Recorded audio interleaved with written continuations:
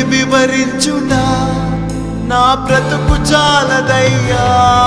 నీ ప్రేమ వర్ణించుట నా వల్ల కాదయ్యా. నీ కృపని వివరించుట నా బ్రతుకు చాలదయ్యా. తండ్రి దేవా